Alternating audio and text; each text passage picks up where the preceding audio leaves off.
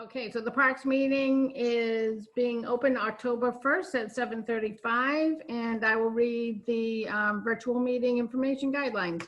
Pursuant to Governor Baker's March 12th, 2020 order suspending certain provisions of the open meeting law, GL 30A-18, and the Governor's March 15th, 2020 order imposing strict limitations on the number of people that may gather in one place, this meeting of the Hubbardston Town Parks Committee will be conducted via remote participation to the greatest extent possible. Specific information and the general guidelines for remote participation by members of the public and/or parties with a right and/or requirement to attend this meeting can be found on the Hubbardston website, www.hubbardston.us.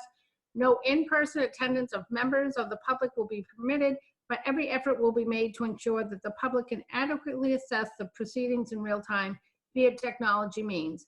In the event that we are unable to do so, despite best efforts, we will post on the town's website an audio or video recording, transcript, or other comprehensive record of proceedings as soon as possible after the meeting.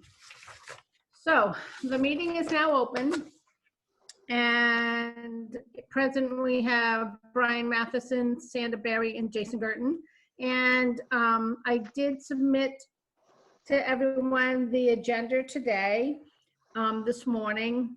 So I think Dave took the minutes from the last meeting. Dave is not at this meeting, so we are going to table the minutes until the next meeting when he can actually provide them and we can vote on them. I guess my next thing was I was going to talk about welcoming Eric to the parks, but I see he's not here tonight via Zoom, so we will move on from there. Oh, I apologize. I have the wrong meeting agenda. Here we go. So the first thing on the agenda is rec field maintenance. I can tell you that soccer has been up and running since the beginning of August. They're now doing Hubbardston Rec Soccer.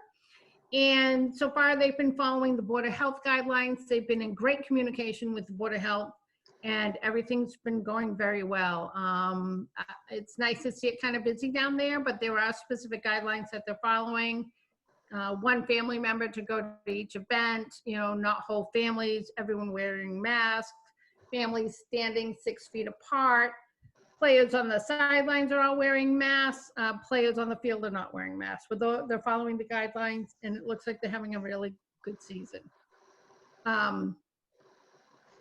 In regards to rec field maintenance, we were informed that there was like a really wet spot. Jay got this information at field day that there was a wet spot down near the roadside on the U12 field. So I did go down and check it out. Our concerns were maybe that there was a broken pipe, but I went down and it was just a little muddy, and it was maybe a spot a foot, in circumference. It wasn't this huge saturated spot. So I think what happened is on field day, I know the irrigation system runs on Mondays, Wednesdays, and Saturdays, and field day was on Saturday. And I think that the irrigation system ran that morning. I think the head is broken, so instead of sprinkling it, it just gurgled it over this area. And that's what created it to be wet. When I was down there, it was not saturated. It was not super muddy or anything. So what I'm gonna do is when we decide to close down the irrigation system, I will just tell White Turf about this particular spot and have him check it out. But I didn't think there was a real problem at the moment. Unless someone thinks we need to look into it further, you can check it out, but it really was not as bad as it appeared to be on Saturday. When did I go down? I think I went down on a Friday. So it might have been 2 days after the irrigation system would have run, which would have been Wednesday morning. So other than that, is everyone feel fine if I call White Turf now and say, shut it down? They usually shut it down sometime in October. But I don't care. I mean, it doesn't matter to us. I just want to make sure he shuts it down and blows out the, the pipes and gets it all winterized. Yeah, I think it's fine. I think it makes sense. You think it's fine to do it now, the beginning of October versus the end of October? Yeah, we don't need to. Especially with the little rain we've had. I mean, who knows how much water we even have in that well. Yeah, yeah. So, all right, so I'll call White Turf and I'll tell him he can shut down the system, and I'll tell him about this one head area that I think is a problem. And we'll see if he can go look at it, and if he thinks it's just a head that needs to be replaced, he can replace it and do what he thinks needs. If it's something more than that, he can let us know. Okay. Is everyone fine with that? Yes. Yes. Okay, so so we got an email from Ryan, the town administrator, and so last year we had to do a 5-year capital improvement plan. I don't know if you recall doing that or we discussing it, but we did discuss it. And it's a 5-year plan, and year 1 was to replace the roof on the bandstand. And for those of you who may have gone to the meeting, the town meeting on the 24th of September, that did get passed. So that's really good because we got our #1 capital plan item taken care of. Great. It's excellent. Okay. So I have been in email exchange with Ryan as well as Joyce Green from the Lions Club in regards how to get this moving. I provided them with the company and the estimate that the Lions Club had brought to us about a year ago or a year in January. I provided that to them. They need to get 2 more estimates based on that same criteria. And then they can go forward with it, and they can just pick whichever company they want to work with and then go forward. But it is suggested that there are 3 estimates that are provided, and Joyce has that information as well. That moving forward, so we had a 5-year plan, and Ryan wants our new 5-year plan by October 21st.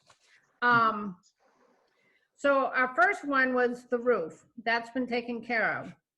Our second plan was replacing the play equipment at the playground. So that's sort of taken care of because we've already been approved through CPA. I did meet with Melissa, I don't remember her last name, a woman named Melissa from the state, and she is one of the inspectors and the approvers of the grant. So we did apply for a park grant through the state to help offset the cost of the CPA application that we applied for. We can receive, I think, up to $74,000 from the state if they choose us to give us the grant money. But I did meet with her, I think on August 27th, we walked through the playground, we went over the grant application we submitted, we chatted back and forth. Hopefully we'll have a decision by the end of the year. If we do get the grant money, then that's great because then we're not using as much of the CPA money that we've already been awarded. But bottom line is, if we don't get the grant, we still have the CPA money that we can go forward with and replace the playground equipment. So that's definitely a positive for our town. But that was capital item #2 for the second year. So we have 3 more capital improvements that we had put down. And capital replacement item #3 was to individually replace playground equipment if we did not get the grant to replace the whole thing. So actually items 1, 2, and 3 in year 1, 2, and 3 for the capital plan has kind of already been met, which is really great. So the last 2 items that we have, the #4 was the track, was making improvements on the track, the walking track, and that was year 4.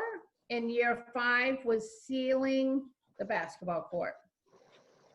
So this information has to, we have to come up with a new plan by October 21st. We should have another meeting, I want to say, right before the 21st. So if people want to think about what we want to do, I mean, obviously, we can move up, year 4 and 5 to year 2 and 3 because we've already taken care of the first 3 years. But maybe people can think about other things that need to be done. Maybe we can get maybe I can try to get another estimate for the track to have it just repaired, as well as having the basketball court sealed, maybe. Because I know we had just one estimate last year when we put in the capital plan, but maybe we can get a couple other estimates, in a month's time, maybe not. But so what we'll do is, if everyone's in agreement, we'll move year 4 and year 5 up to next year and the year after, and we can see what other improvements we want to add to, because they keep it continuous 5-year plan. Right. So maybe we can come up with some other ideas. Does What else sealing the basketball court also include re-striping it? I don't think it did. I just think it included sealing it, but we can always include, obviously after you seal it, you're gonna have to restripe it, so. Somebody was saying that was a pretty good amount of money, if I remember correctly. Yeah, it was $1,000. And apparently the man who did it, painfully painted all those lines. So, I mean, I have heard there's other ways to do it. You can do it with tape. You can buy tape all made out, through Amazon or something, and just put it down yourself. There's other ways to do it. But maybe by our next meeting, we can come up with some other improvements that we feel the parks would like to see. And in conjunction with that, I got an email from Ryan that the Board of Selectmen want to have a joint meeting with the parks, and whether it's just to go over improvements that we need, budgets, if we're happy with our budget, if we feel we need more money, what have you, they want to have a meeting, and they had picked the date of November 16th to have a joint meeting with the Board of Selectmen. So November 16th is a Monday, and it's actually our meeting day that would naturally occur in November. So I told them that day would work well, and I'd put it out to everyone about we would be having a joint meeting with them probably at 6:30, and then we'd have our own meeting after that. All right, so I do think it might be good if we have any other improvements we think we need to come up with, to come up with them by our October meeting. All right? Okay. Sounds good. Okay, let's see. Moving right along, I kind of already talked about the playground, and I met with Melissa for the park grant. So really, it's just sitting back, fingers crossed that that we'll get the money. But again, if we don't get the grant, then we're going forward, with the playground. The only difference is if we do get the grant, we cannot start construction of the new playground until the fiscal year 2022, which would be in July. If we don't get the grant, we can start the construction of the new playground using CPA funds at any time that it's available, that we can, the money's going to be available whenever we want to use it. It really is going to have to do with when we decide on what company we want to work with, and also depending on weather, for when we could actually start the process in the spring. So either way, it's going to get done by the end of next summer, which is very exciting. All right, let's go back to the ice rink. So we never got that purchased. I don't know, I think it's still a good thing. I guess I personally want to throw it off to other people to decide on the purchasing of it, which one we're purchasing, and doing the order. Does anyone want to take that? I feel like somebody had all that information, didn't we? We have all the information, but what happened last year is we decided there was too much of a slope on the town common. Decided we could do it one way. We could do it one way. We couldn't do it the other way. Yeah, so I mean, personally, I think we just need to buy it. And then, we can buy it and then decide where we want to put it. I mean, at least that way we have it. Yeah. So I guess I want to leave it up to someone else to just make the decision which one we're buying. Right. Okay. I know Dave had done some And homework on it. He had looked up some information on it. So he has a lot of information on it. Yeah. But I know he's super busy with his new job. yeah. Do we know if he has it on in electronic form? He might. But either way, I think it takes 6 or 8 weeks to get it, but I think Oof. we just need to just buy it and get it and then get it set up somewhere. And you know what? And even if we set it up this winter and say, yeah, that really didn't work that well, nothing says we can't move it to another spot. Right. So I just think it's gonna just take a little organization to decide which one we want to order and get the order situated. I would have to talk to Ryan because I think he's going to order it through the town. So then that way, no one personally has to order it and then get reimbursed through the town. So, Yeah, I think if I remember correctly, I thought we had picked out the type we wanted and the size and everything. And it was just a matter of I think we just let it go too long. yeah, We last decided year. right. Yeah, that's why we need to kind of jump on it this year, I think. I think we had everything figured out what we wanted. I don't remember what it was. And there was 2 different styles that we were going back and forth on.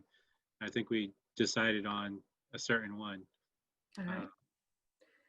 I think And Dave this- has that information. Yeah, so does someone want to just like maybe send an email out to Dave and maybe include all of us and just so we can decide it and maybe we can order it, within 2 weeks so we can get it timely?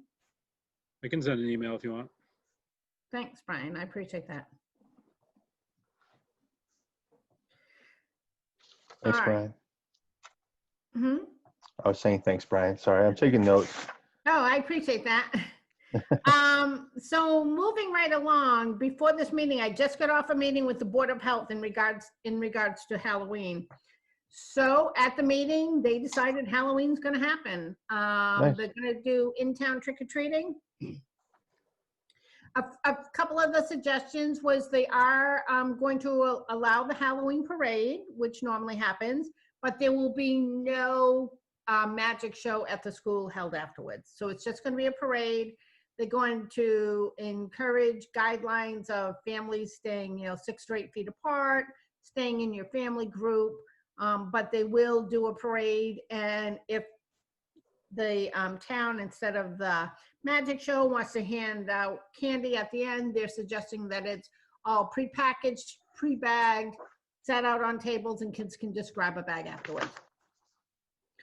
Those same similar guidelines are going to go through for Halloween. One of the things that they've decided is Halloween is usually like 5:30 to 7:30, and it was suggested that maybe we make it longer, like started at maybe 4:30 to 7:30. So that way it's a longer period of time so people can maybe not all be there at the same time. They're going to put an email out to Chief Perrin because apparently the police set the times for trick-or-treating. And so they're going to approach him and ask him what he thinks about extending it, making it longer, so maybe not as many people are in town at the same time. But Halloween and trick-or-treating are going to take place. Everyone seemed to be very on board with that and very happy to have something fun to look forward to for the kids. Great. That's awesome. I'm glad they're doing it. It's a Saturday night too, so they can 4:30 is like no problem.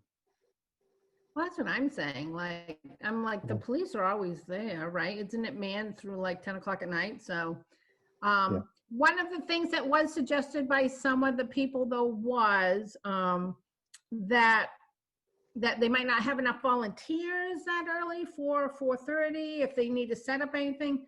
I threw out that maybe some of the Lions members might want to be involved because they weren't during the Haunted Hayride. Maybe they'd like to be involved in maybe volunteering some of their time for Halloween trick-or-treating.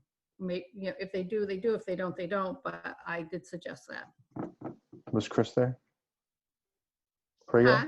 Was KP there? Chris Prego? No, he wasn't. No, Oh, okay. no. I'll tell. I was just I'll tell thinking, Chris about it. yeah, or bring it up at a Lions Club or something like that, or they said they didn't think they need a lot of volunteers, so just to get the word out, so maybe it can be like a full community event. It would be kind of fun. Right. because they were also talking about maybe if people wanted to come into town and set up tables in the parking lot, they could do that. Like if people normally, aren't having trick or treating in their neighborhoods or something. So they were just talking about different things. But they are going to put out an email. They're going to put something out on the website, and I think they said they're going to send flyers home from school. But on that note, we normally donate $200 towards the Halloween parade because they buy candy and stuff like that for the children. And Flo Purvier, I actually talked with her and met with her today, and we talked about the parade a little bit. And she was waiting for the Board of Health to have their meeting tonight to know if she even could do it. So I guess we need a vote to just see if everyone's still on board with donating. We normally donate $200 to the Women's Auxiliary, who actually puts on the Horribles Parade. So we'd probably need a motion from someone. Yeah, I would motion that we make that $200 donation. I'll second that. Okay. All in favor? Aye. Aye. Okay. So that's good. So I'll make sure I get a check cut for her and sent to her for the parade. That'll be good.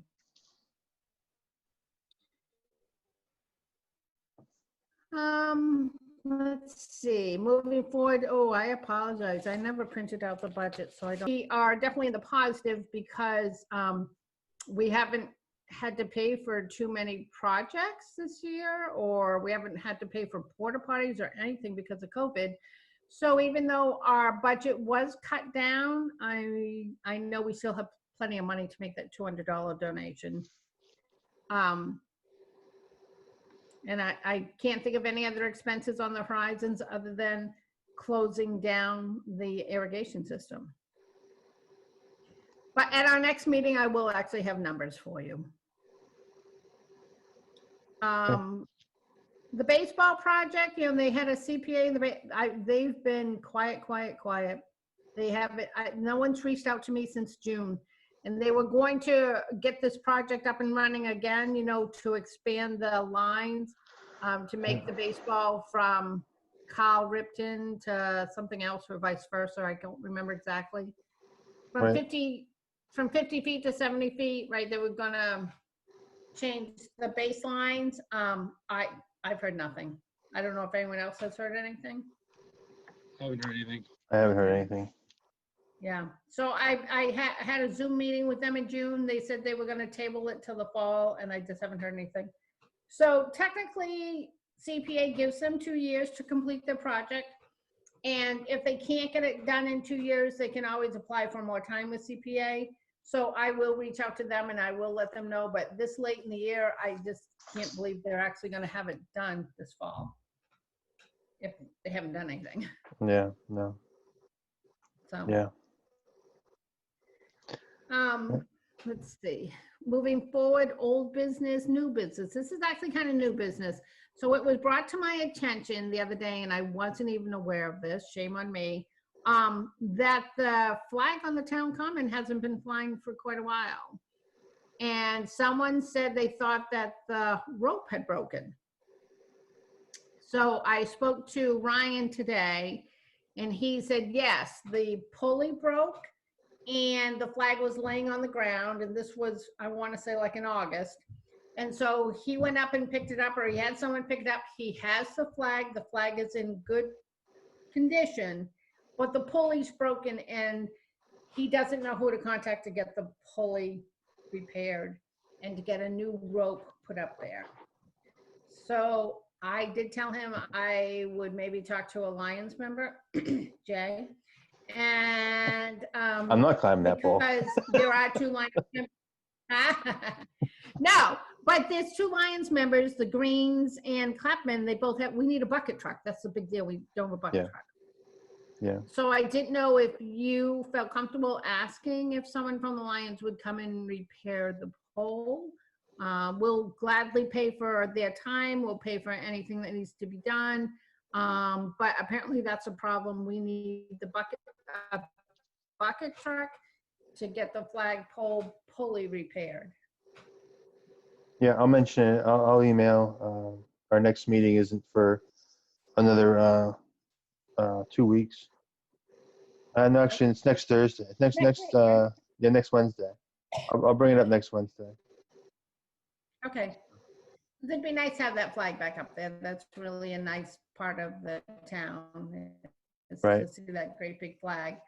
And a woman in town buys those flags and donates them, and they're very expensive. And she's actually the person who mentioned it to me, like, where's the Yeah. flag? So I think she'd like to see it back up, and it's nice she donates her money to do that. Yeah. And it'd be nice to see the flag back up. So if you can find out whether someone will, we can hire a bucket truck, from someone. Otherwise, we might just have to get Skyhook out there or something. I don't know. Yeah. Find a brave kid. But- Set him up. Okay, I'll ask. I said we can find a brave kid. I think my internet connection's bad. But I will. I'll definitely contact the Lions and see what they say. Okay, good. I Um, appreciate that. I just got our 10-minute warning. We got like 8 minutes left. So All right. Well, that's all I have on my agenda, unless someone else has something else they want to talk about. you hit on what I wanted to. Anything else? Yeah. I'm good. All right. Well, that was a quick meeting. So it looks like we're going to, someone want a motion to adjourn? Motion to adjourn. I'll second. Okay, it's 8:02 and the meeting is adjourned.